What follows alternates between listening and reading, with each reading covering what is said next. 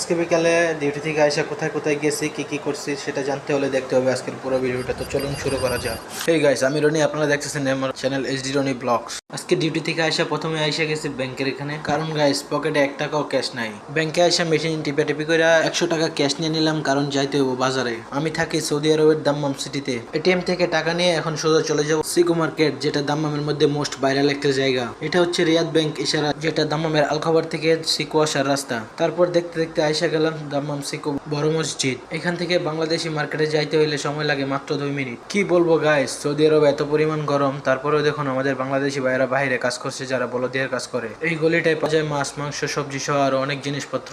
বাজারে আইসা প্রথমেই চলে গেলাম হসপিটালে, কারণ আমার রুমমেট খুবই অসুস্থ। এটা হচ্ছে আলসাবা হসপিটাল। এখানে প্রবাসীরা খুব কম খরচে সেবা নিতে পারে। হসপিটালের কাজ শেষ করে কিছু বাজার সদাই কিনে এখন চলে যাচ্ছি রুমের উদ্দেশ্যে। এখন বাজে সন্ধ্যা 6টা। গরম কিন্তু এখনো কমে নাই, যা আপনারা আকাশটার দিকে লক্ষ্য করলে বুঝতে পারবেন। তো গাইস, আজকের ভিডিওটা এই পর্যন্ত। যদি ভিডিওটা ভালো লাগে থাকে তাহলে একটা লাইক, কমেন্ট, শেয়ার করে দিবেন প্লিজ। Tata, bye bye.